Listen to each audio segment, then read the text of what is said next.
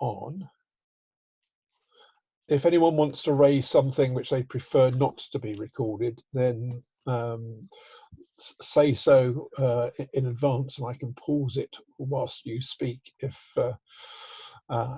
that's appropriate. So do say.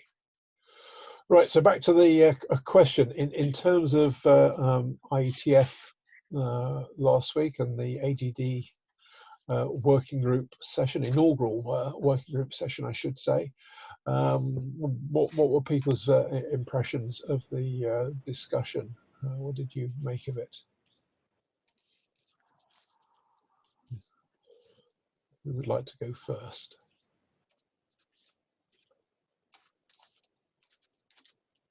Was that everybody stepping backwards? Yes, indeed, Brett. I haven't managed to. I didn't manage to attend, and I haven't managed to listen to the recording yet. So I'm hoping to be educated here. So who's going to help Brett out with some observations then, in terms of what you made of it? And it's possible somebody is speaking, but that has not noticed that they're on mute. Okay, I'll say something since nobody else is. Please, Jim. Yeah, fire away. I think the session went as well as could have been expected. We've got fairly clear indications that the drafts that were under discussion were acceptable to the working group. There wasn't any kind of hostility or violent objection to these things being worked upon. And we've got some clarity on general steps for the way forward. So I think on the whole, we should be very happy with the outcome of the work so far. What the working group's got in its immediate plate for agenda and work items. So I think on the whole, we're headed in the right direction at last.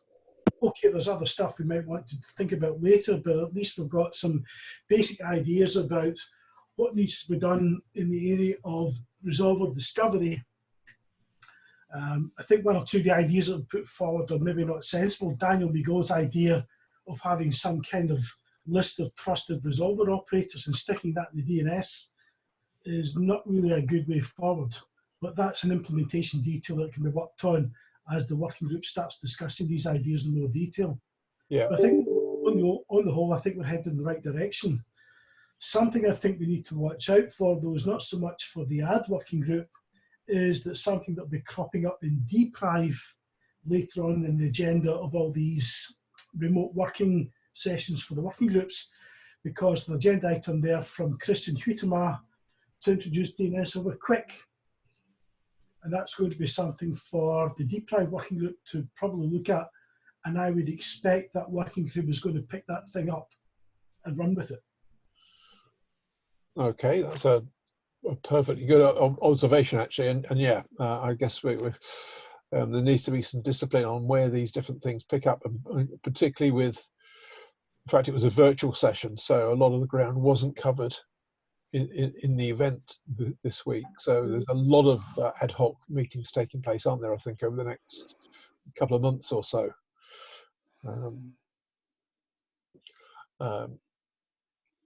Okay, that's really helpful set of pretty comprehensive observations. Thanks for that, Jim. What about others that were there in terms of impressions? Hey, Andrew, Glenn here. Hi, Glenn. Yeah, I saw you, John. I was going to say, apart from the excellent chairmanship, please. Yeah, you and Dave did a great job last week, Glenn. Well done. Well, thank you. You know, it wasn't too hard. You know, the crowd, I think, has got we've matured in the conversation over the last few months, so I think that it was easy. I have a question. Quick stuff. What do you think might be the downsides or even the upsides of the quick stuff? I still haven't decided if I like it or if I'm afraid of it. I think it's too early to tell, quite frankly.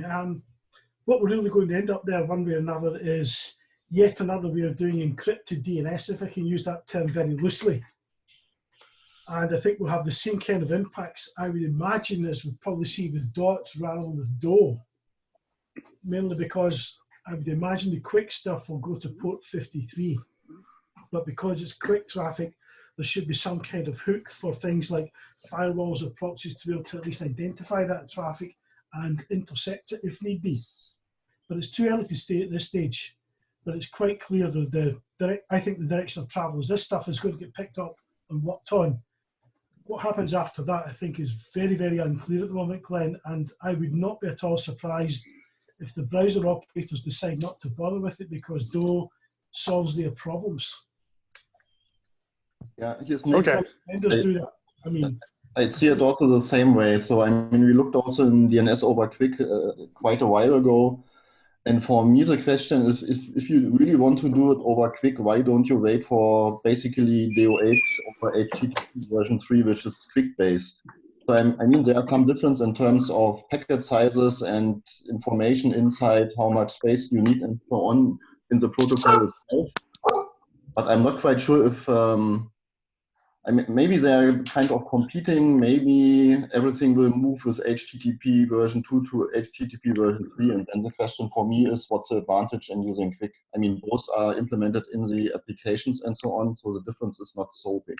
yeah, I agree, Nikolai. And I think a very good question for the deep dive session is that should we wait for HTTP or not? And as you say, it's not yet clear if the path of doing DOQ right now makes sense with HTTP3 just around the corner. I exaggerate a little bit for effect. Are we essentially saying then that DNS over Quick looks like from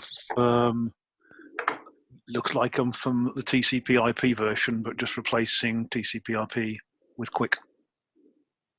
I think that's the idea of of DNS over Quick, so that you don't have all this HTTP stuff on top, but really DNS directly on Quick, and you can move it to the application because Quick is also implemented in browsers and so on. Yeah, thank you. One of the things I've been, I mean, there is obviously the difference between DNS 53 and Quick is that Quick will encrypt all the traffic. So just like DO and DOT, if you're doing egress filtering or monitoring from your enterprise, that's still going to not work under Quick. So it's not a change. It's just more of the same. I do wonder if potentially behaviors with Quick, with how it does endpoint connections and migration, because one of the Quick features that a lot of people don't pay attention to, because it's kind of a very nerdy one, is that Quick does have the concept of session migration between endpoints. If you have the Quick identifier, you can migrate, like the server side or even the client side, in theory, can migrate to another endpoint without reestablishing a Quick session. You can maintain the same Quick session. That might introduce some new interesting load balancing abilities into people's infrastructure, but it also might introduce some new attack vectors that we haven't experimented with before for DNS. I don't know. And is it at the application layer, Glenn? Which, the migration or the sessions? No, sorry. Back to basics, because I've not had a chance to look at the Quick stuff yet. There. So DNS over Quick. If that's at the application layer, then given the charter for the ADD group, surely it would sit there anyway. No, because we're really limited to discovery and communication of information about the resolvers, and we're really inclined to resolver, recursive resolver discovery. So I think I'm not sure where it would fit at the moment, frankly. Yeah, I suppose we could take that discovery brief and say, well, part of the work for the ad working group is how to discover a DOQ service on your network. Yes, yeah, that makes sense actually, Jim. Because somebody else defines the protocol, but once the protocol is defined in terms of the discovery and selection, that should be part of the charter. Yeah, that part would be. I'd like to sort of loop back. I derailed this there with Quick stuff because it keeps coming up and it's interesting. One of the observations I'll make about a lot of the proposals we got in so far. Because after the group got created, gosh, it was only naive, I think about 6, maybe 8 weeks ago, maybe 6, back when days were simpler. Yeah. You know, we had a few drafts floating out there, like the poly drafts and a few other people's drafts. Once the group got created, we had a sort of a new influx of new drafts that came in, which were pretty good. You know, they're going in various different directions. And what I'd sort of like to put into everyone's head is, I think the next step is we might need a few more drafts from other people to get some more ideas out there. But I think there's a consolidation step we need to start doing, where we step back and we say, okay, great, we got a couple different approaches here for discovery and a couple different approaches for information conveyance. Maybe we need to start thinking about, well, what's a common way that we can start all rallying around? Because what I see today is lots of interesting ideas, but I don't see any of them emerging into dominance of people going, yes, that's the way we should do it. And this is going to be a slow process. It's not going to be an overnight thing. So I don't want to mislead people and think that we're going to get this done with one more call. But I think it's the direction we need to start turning and thinking in. And how do you want to behave? The ones, as Jim pointed out, we had this one proposal where there would be this master list kept, and the original version of that was an IANA registry. And in fact, I commented, as the chair, I commented back to the author as that one came in. I commented directly to him and said, I don't think the IANA registry approach is going to work or scale. You need to think of something, plan B. Plan B sort of evolved into, maybe you could stick in the DNS. Well, it's probably not going to be, like a registry in the DNS, but it might evolve into something where, maybe some operators who do manage DNS could publish stuff. Maybe that's your enterprise level. Maybe that's other, situations. I don't know. But I think there's maybe some starting points there. I do know that some of the more extended record query types apparently sometimes aren't supported by all the DOE implementations at this point.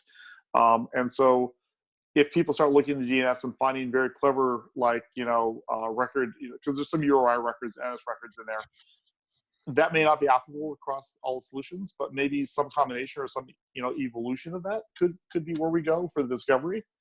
And I don't know if Dane potentially plays a role here or not.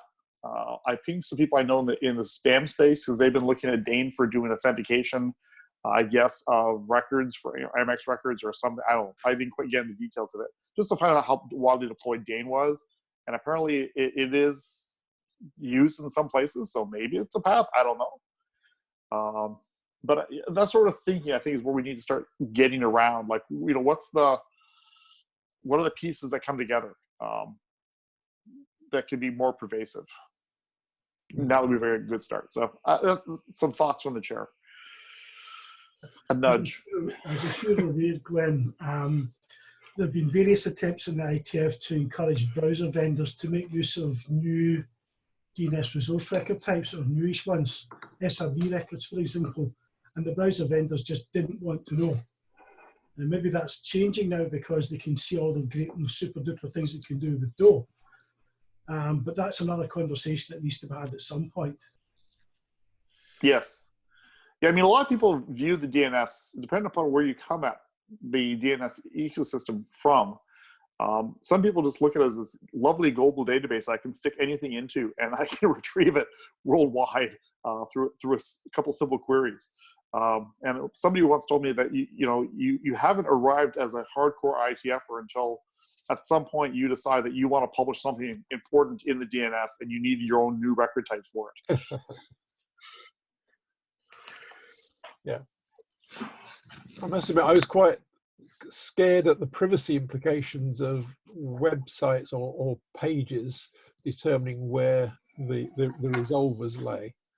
Because that feels quite a scary approach to me. I don't know if others viewed that as, because that feels like a complete loss of control to the user potentially.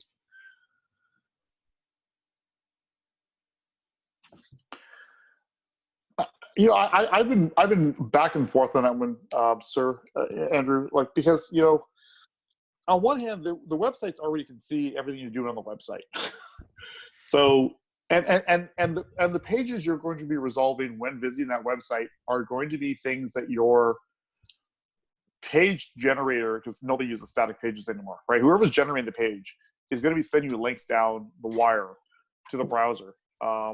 And then, that's going to trigger the browser to do some typically lookups against those. But the guy who composed the page already knows all of those things. So it may not be a problem. That's where I'm going with that. I don't know. My problem is the smaller end. There's an awful lot of people that don't do DNS themselves. They don't do their own website. They're going to give this data that's been hidden away squirreled away over somewhere else. And it's going to appear there. And then we've just had this lovely meeting where they show someone's done exactly what I tried to persuade people you could do, but they all went, no, you can't, which is use your ad service to basically tell you absolutely chapter and verse about what your connectivity looks like from your clients. That's just, that might give someone some interesting data that they don't have right now, or they would find harder to get their hands on, because it's buried in the resolvers. It's buried behind caches that sort of don't necessarily let them see it. But yes, it's just a bit of a kind of, you can do it one way, you can do it the other. Depends on how much you're willing to. At the moment, you can still do it, but it's a bit harder. You have to generate fresh names for things to go and get.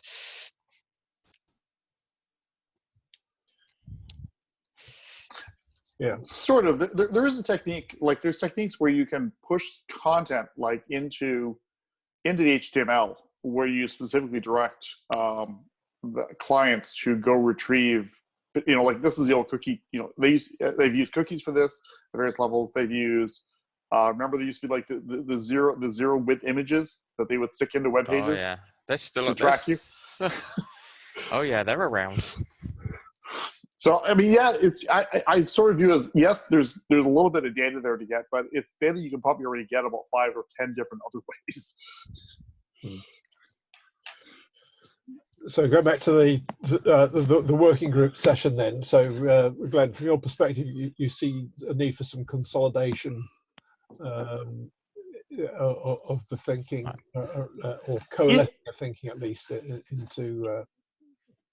In time, I mean, I think because like ultimately the goal here, right, is to produce a document on discovery and a document specification on conveyance of the resolver information. And so we do obviously need to consolidate, because we don't want to get to, I mean, we could, but we don't want to get to a situation where you have, here's how you do it in enterprises, and here's how you do it in homes, and here's how you do it in ISPs, and here's how you do it in coffee shops. We could do that, but that would be chaos. The whole purpose of having a standard is having sort of one way we can all refer to in different environments. Yeah. But there may be some cases where that's not possible. Maybe one or two, but who knows, right? The goal should be to try to get to a consolidated view, and I think we need to start on that journey. It would be interesting to see if somebody were to tackle the question of the enterprise space of how you do the discovery, and sort of think about if I'm an enterprise, but I'm an internet centric enterprise, what would be a common way I could do that, or even split DNS world, right? If I'm in a split DNS environment, how could I do that kind of discovery and direction in a meaningful way? And thinking through those use cases and how you would do it using some of these common building blocks, I think would produce, us moving down towards that eventual goal of, this standard. It's not going to be in the next 6 months. It's right where it's a longer run than that. The COVID stuff is slowing us down a little bit because we can't sit on a whiteboard and brainstorm anymore. Not as easily, at least. Yeah.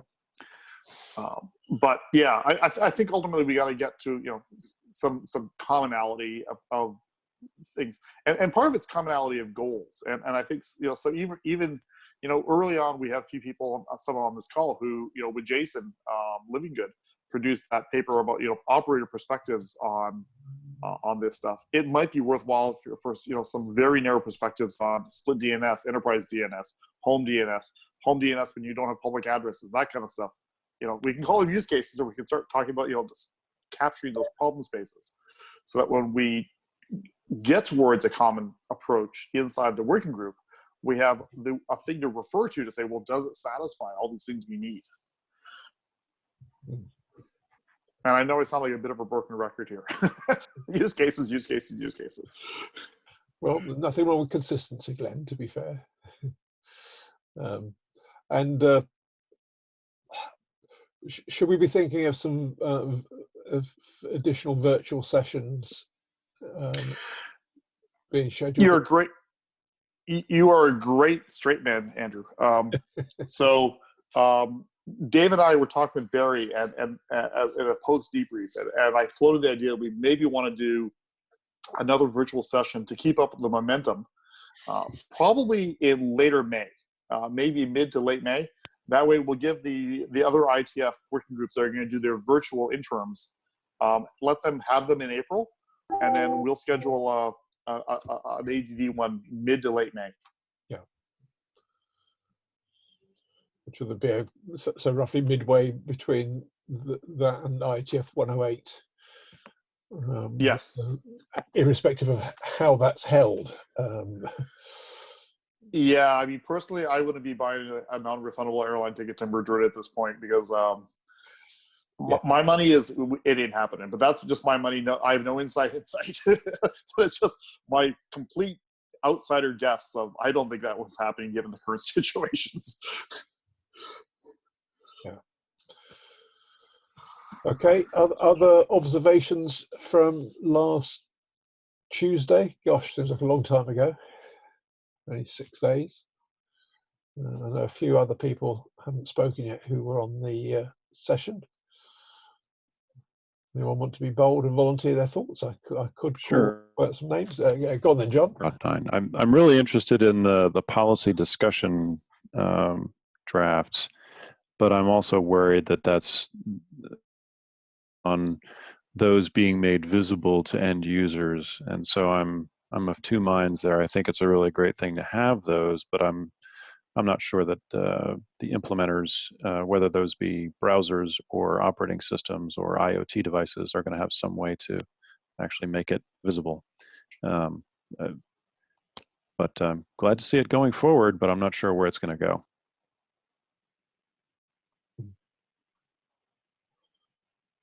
Basically, surfacing any of this stuff to the user is really the end question. You know, we're all of us talk about the technology behind it and what resolvers are going to do with the data, but it all comes down to what does the user perceive, and I'm concerned that the least common denominator is ruling those decisions, and no one on this call has anything to do with it. Yeah. Well, one bit of hope here is what we've heard a lot from the browser makers like Google and Mozilla. You know, I mean, Ecker is very, very active at the IETF, obviously.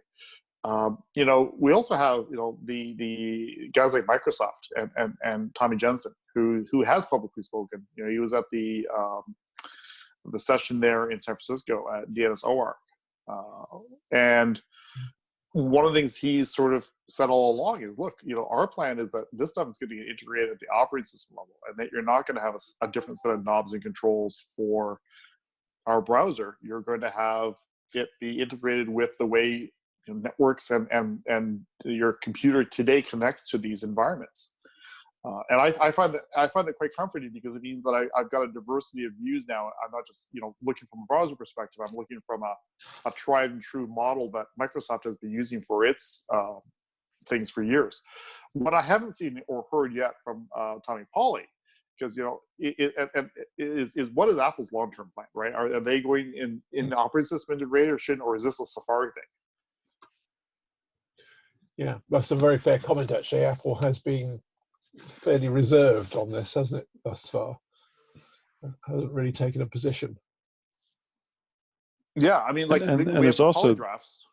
There's also the interesting dichotomy now inside of Google, in that you have Pi, which automatically upgrades in one method, and now they're talking about Chrome doing a separate upgrade.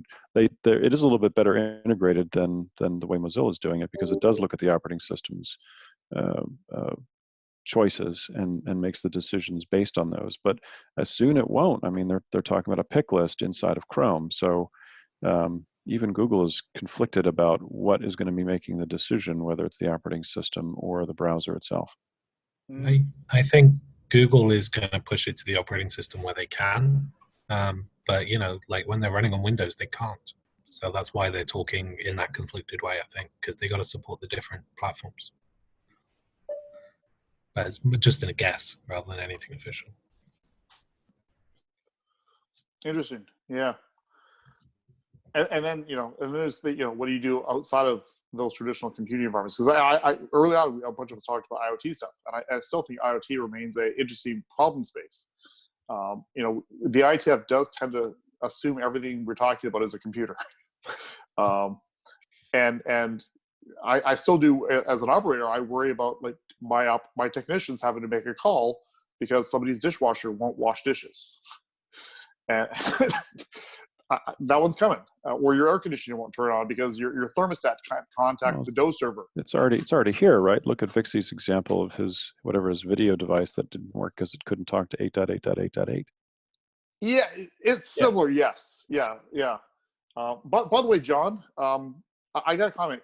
Your microphone, whatever setup you were using, you should publish, because I noted on the call when we did the ADD call, of all the people that spoke, yours was the crispest and cleanest. It was like you're in the room with me, and I don't know what you're using, but I want to get it. And everyone else should have it. Sure. MMX. What is this model headset? MMX 300. I don't even know who makes it. I should probably have this bag sitting beside my desk. It's a headset. Biodynamic. Plugged directly into the side of my Mac. It works well. All right, I'm pleased to hear that, because I've wondered if that's the case, because no one has ever commented on my audio. So I appreciate the comment, being an audio guy myself. MMX 1000 biodynamic. Okay, nice. MMX 300. 300. Sorry. Yep. So it's a gaming headset. That's correct. It is. I got super tired of the tinny mobile device and finally invested in something. But again, that's from my days of voice over IP work. 8 kilohertz. Finally got tired of that. But getting back to the comment about the IoT devices being a critical component, I mean, there are going to be way more of those than there are going to be of anything that people stare into directly. And getting back to my comment about how do these privacy policy choices get made at the IoT level where you don't even have an interface? I don't know. I mean, does it matter? Is that being done on a device by device basis, or is it be done, across the entire network? I'm encouraged to see that things like policy decisions are being pushed out in some way to be analyzed objectively, I guess, or at least ingested objectively. But I'm not sure what's actually going to do anything with them. I'm not even sure what's going to happen with DO versus DOT on IoT. It's still very much in play. Like I can't even take a guess. On devices that have a browser and an operating system choice, all right, we can fight it out there. But for things that don't have the user interface, I don't know how it's going to work. I'll make a prediction, and I don't know how to influence it necessarily, but I can make a prediction. Right, all these IoT devices all typically buy the same components from somebody's made it, or they grab easy to use free stuff. So ultimately, somebody will grab a easy to implement, low bits of memory, open source project that does DO or DOT, does one or either, or maybe both. They'll standardize it, and then they'll start sharing it amongst all their buddies, typically in Asia, that are writing the source code for these IoT devices. I years ago worked in spaces where we would work occasionally with the embedded systems guys, and they're a small community. They have their own bulletin boards, they have their own message, right? But once a library takes off in that crowd, everybody uses it, because they all jumping jobs constantly, or their companies they work for are contracting them out to different people in the same ecosystem. No, and they just whoever gets blatantly rip it off from each other as well. Is the other thing. I mean, they just steal the software wholesale, and that's that. But I mean, that's to my point, right? And because I've seen that happen again, going back to the fact that I did a lot of work with voice over IP systems, and people would take the same SIP stack from device to device, including all the bugs, like, and the same is true in the video camera space, right? Where you can see, all these security flaws that have occurred. And so you're right. I think that is going to happen to a large degree. So, I would give $1,000 to some open source organization that made a really cheap, good DOT implementation that was standards compliant, that gave it away for free, and that was really good for low memory space, right? Just because I know that that's going to burn us all at some point with a DOE implementation that has some kind of security flaw that suddenly, there's a billion devices out there that are going to get jacked in some way. Or they're going to attack my network, as an example, because I'm a resolver, either attack me, or they're going to have some implementation that, due to some tickle, causes them to, go into, sending me 1,000 queries a second of garbage. So anyway, kind of off the topic, but it's IoT, I think, is the most concerning thing that I see on the horizon, as far as how how any of these encryption models get implemented.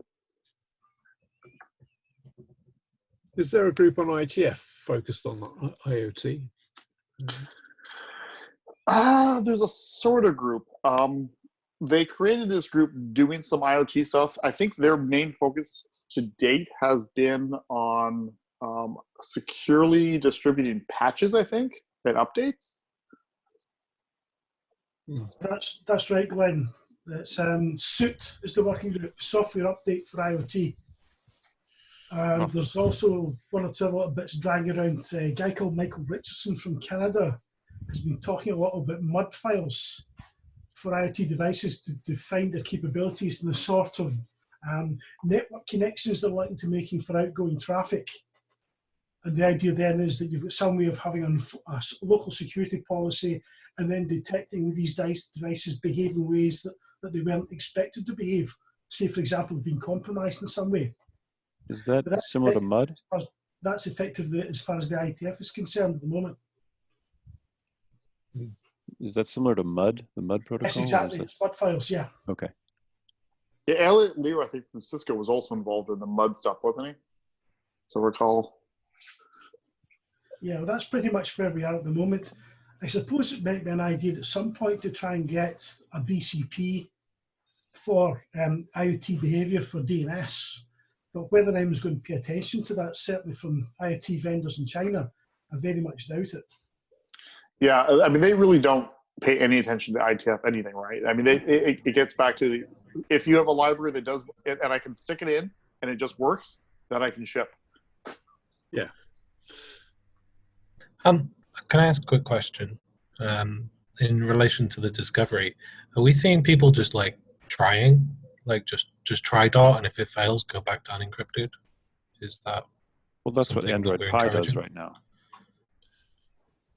Yeah, and so I think some of the testing that the Akamai guys presented a few weeks back, I can't remember which of the clients, to be honest, but some of them I think failed back in a particular way. So and some we know fail closed, and others sort of fall back to DNS over 53 generally.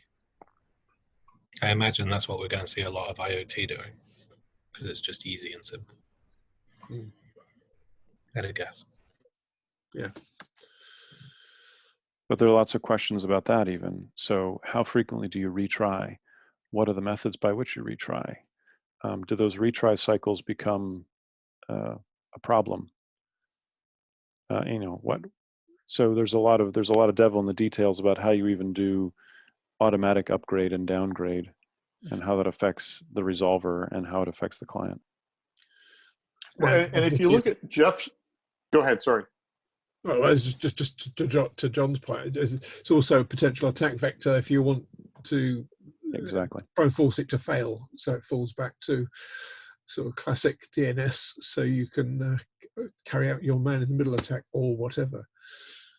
Well, so I was going to point out, Jeff Houston, 1 IETF ago, when we actually met, gave a talk at a side meeting, where he was looking at he was monitoring those queries he does that I guess he talked to you guys early in the morning today about, or was that last week?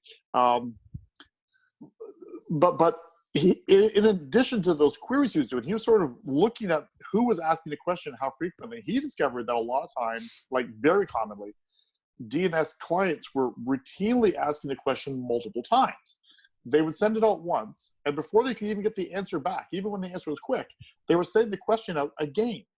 And it was very odd behavior that he couldn't explain why things were doing this, but it was commonly being done across lots of implementations. Who's example.com? Wait, who's example.com? 2 different queries exactly right back to back from the same client. We see that in massive quantities on our infrastructure. This is Roy Monjovi. I saw that behavior, Bell South, got a lot of packet captures. The intriguing part is that the repeated queries are accompanied by ICMP port unreachables.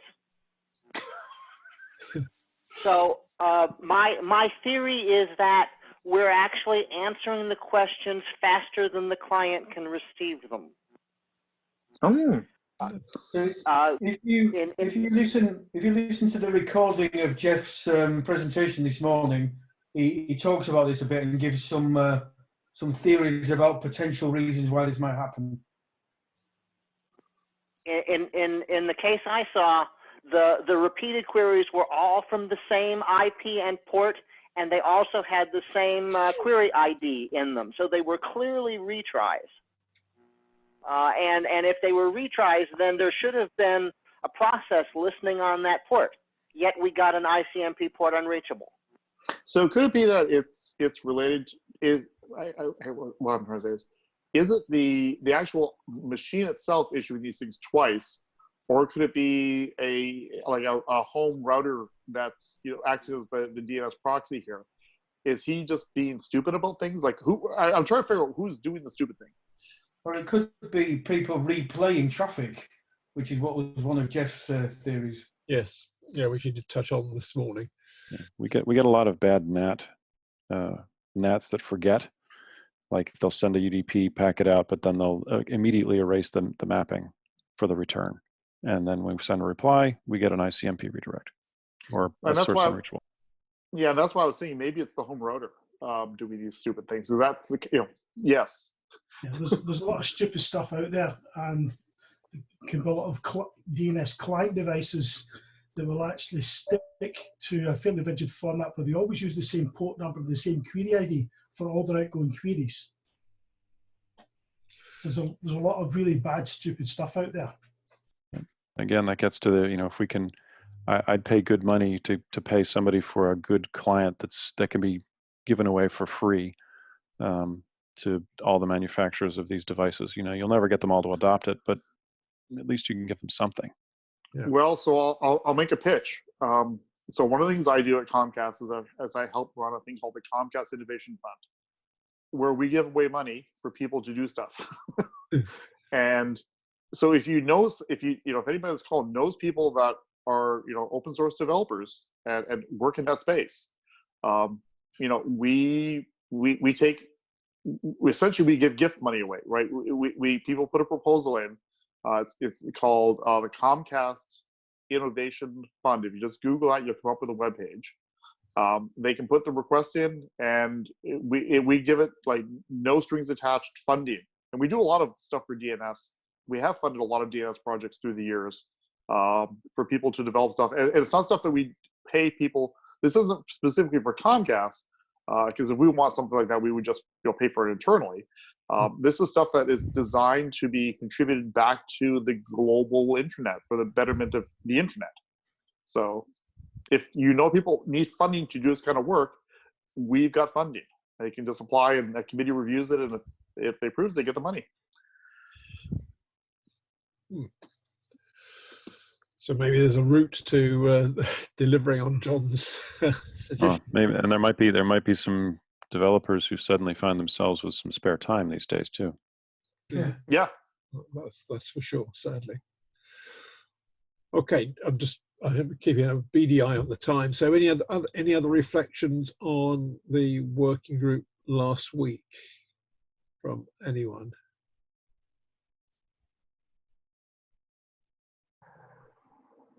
I'll take silence as not.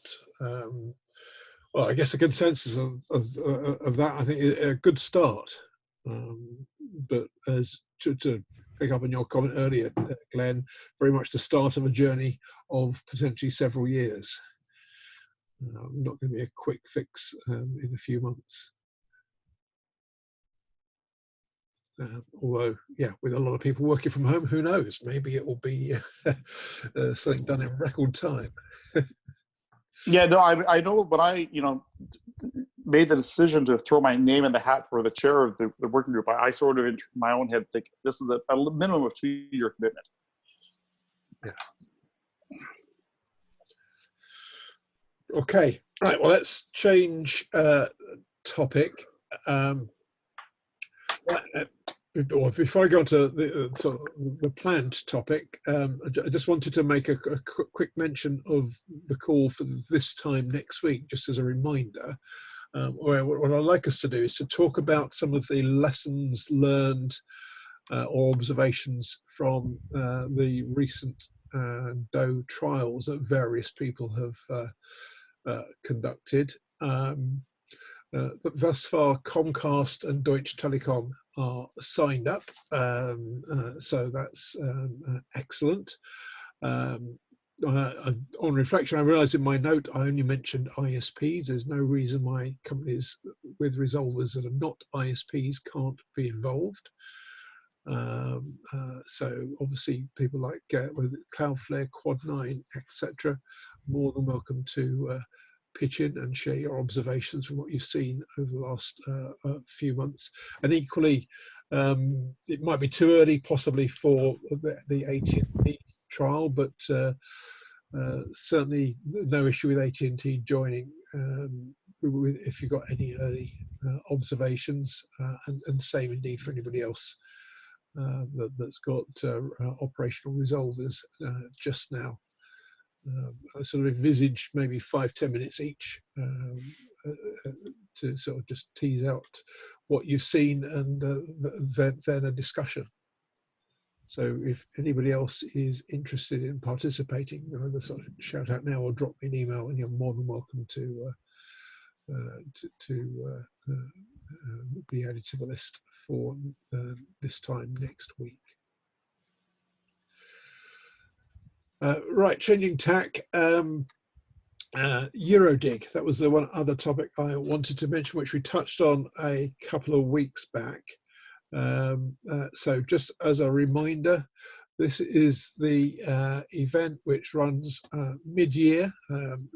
Theoretically, this year it was going to be in Trieste in Italy, but is now going to be a virtual event for kind of obvious reasons.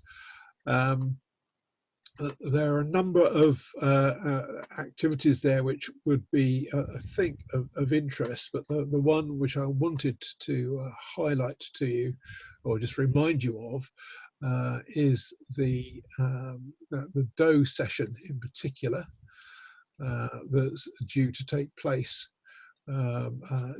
during that event. So if I share this this screen so you can see what I'm looking at just briefly. So what I put on the screen now, this is from the Eurodig wiki, which is just the information that exists to date on the session focus, as you can see, on DNS encryption, DOE, and cybersecurity. What are the architectural and policy implications of centralization and/or fragmentation of internet infrastructure? That's the maybe not very snappy working title for that particular workshop. which will take place on the first day of Eurodig. And the first task for the org team, which I'll explain in a moment, is to maybe sharpen up the working title, write a session teaser, if I just scroll down, and then ultimately a session description for the event. And at the moment, the org team comprises of Mikhail and Peter, the two so-called focal points, and then 4 other volunteers have signed up on the to the mailing list, and therefore are signed on to the organising team, and those are Vittorio, Eva, Thomas, and myself.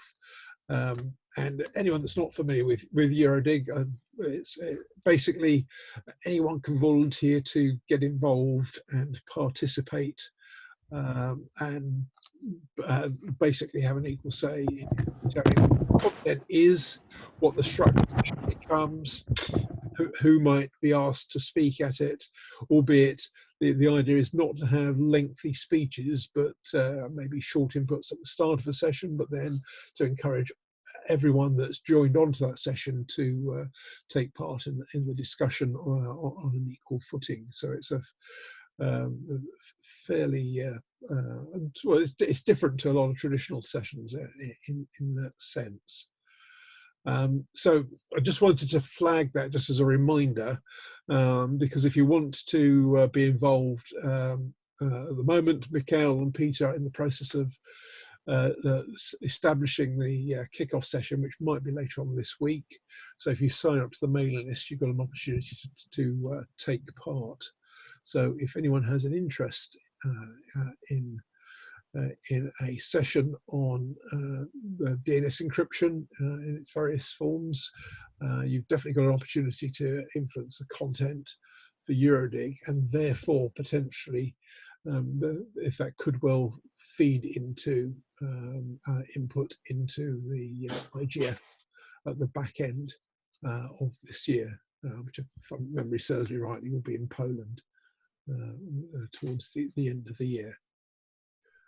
I don't know if anyone else that's got any experience of past Eurodigs wants to comment on that.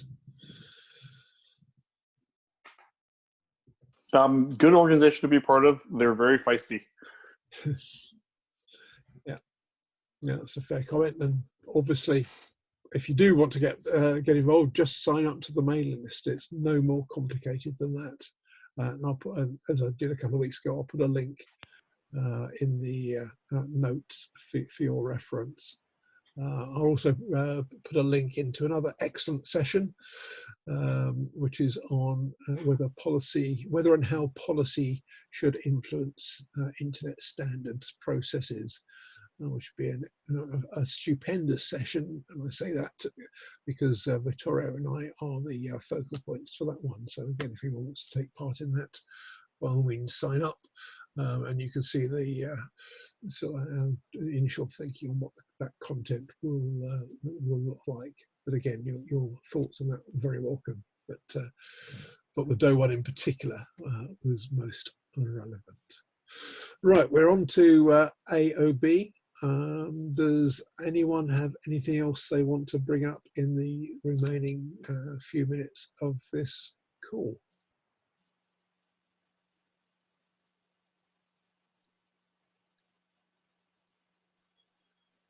I'll take silence as probably not.